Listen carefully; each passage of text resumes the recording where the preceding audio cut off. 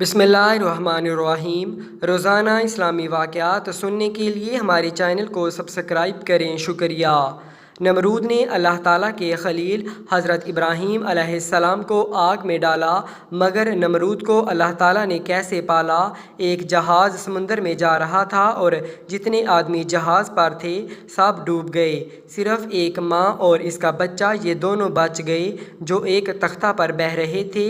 اس کے بعد اسرائیل علیہ السلام کو حکم ہوا کہ جاؤ اس بچے کی ماں کی روح بھی قبض کر لو۔ اب بچہ تختے پر اکیلا بہا چلا جا رہا تھا۔ پھر ہواؤں کو حکم ہوا کہ سمندر کے ایک کنارے پر جنگل ہے، اس کو وہاں ڈال دو۔ وہ تختہ بہہ کر اسی جنگل کی طرف گیا اور جنگل کے کنارے لگ گیا۔ جنگل میں اللہ تعالیٰ نے ایک شیرنی کو حکم دیا اور وہ اس بچے کو اٹھا کر لے گئی اور دودھ پلانے لگی اور دودھ پلا کر اسے خوب بڑا کر دیا۔ اس کے بعد جنوں کے بادشاہ نے آداب شاہی سکھائے۔ ایک دن اللہ تعالیٰ نے حضرت اسرائیل علیہ السلام سے پوچھا کہ اے اسرائیل، تم کو بھی کبھی کسی کی روح قبض کرنے میں تکلیف ہوئی؟ انہوں نے عرض کیا کہ ہاں اللہ تعالیٰ، ایک ماں اور بچہ جو سمندر میں ایک تختہ پر بہے جا رہے تھے اور آپ نے ماں کی روح کو قبض کرنے کا حکم دیا تو میرا کلیجہ منہ کو آ گیا کہ اس بچے کا کیا ہوگا، مگر آپ کے حکم کے سامنے کس کی مجال ہے جو لب ہلا سکے؟ اللہ تعالیٰ نے ارشاد فرمایا کہ وہی بچہ بڑا ہو کر میرا سرکش اور نافرمان ہوا اور خدائی کا دعویٰ کیا اور میرے خلیل کو آگ میں ڈالا۔ یہ شخص نمرود تھا جس ظالم کو ماں باپ نے پالا ہو اور بواسطہ اسباب جس کی پرورش ہوئی ہو۔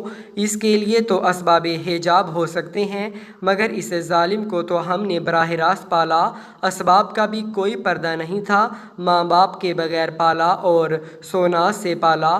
ہم نے سمندر کی موجوں کو حکم دیا کہ اس کو ایسے جنگل میں لے جا کر ڈالو جہاں ریحان و سوسن کے خوشبودار پھول ہوں، میوہ دار درخت ہوں اور میٹھے پانی کے چشمے ہوں۔ برگے گل و نستران سے ہم نے اس کا بستر بنایا۔ خوش آواز پرندوں کو حکم دیا کہ اپنی سریلی آوازوں سے اس کا دل بہلائیں۔ سورج کو حکم دیا کہ اس بچے پر اپنی تیز شعاعیں نہ ڈالے۔ ہواؤں کو حکم دیا کہ اس پر آہستہ چلیں۔ شیرنی کو حکم دیا کہ اس کو دودھ پلائے۔ جنوں سے آداب شاہی سکھلائے۔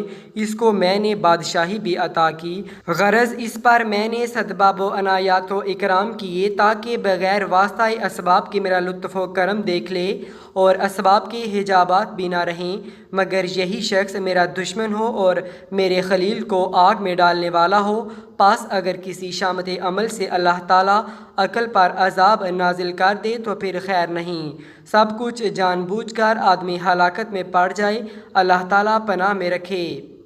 ابو وائل رضی اللہ تعالیٰ عنہ نے بیان کیا کہ حضرت عبداللہ رضی اللہ تعالیٰ عنہ نے کہا کہ شیطان اصحاب نبی صلی اللہ علیہ وآلہ وسلم میں سے کسی ایک آدمی کو ملا اور ان سے کشتی کی۔ مسلمان نے اسے پچھاڑ دیا اور اس نے انگوٹھے کو کاٹا تو شیطان نے کہا کہ مجھے چھوڑ دے، میں تجھے ایسی آیات سکھاتا ہوں کہ ہم شیاطین میں سے جب کوئی اس کو سنتا ہے تو پیٹھ پھیر کر بھاگ جاتا ہے۔ تو ان اصحابی نے اسے چھوڑ دیا، مگر شیطان نے اس آیت کے سکھانے سے انکار کر دیا۔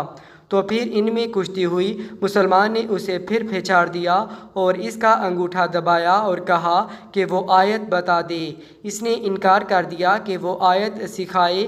سہ پارہ ان میں پھر کشتی ہوئی تو شیطان نے کہا کہ وہ آیت سورۃ البقرہ میں ہے، یعنی آیت الکرسی۔ حضرت عبداللہ رضی اللہ تعالیٰ عنہ سے پوچھا گیا کہ اے عبد الرحمن، یہ کس صحابی کا تذکرہ ہے؟ انہوں نے کہا کہ سوائے حضرت عمر رضی اللہ تعالیٰ عنہ کے کون ہو سکتا ہے؟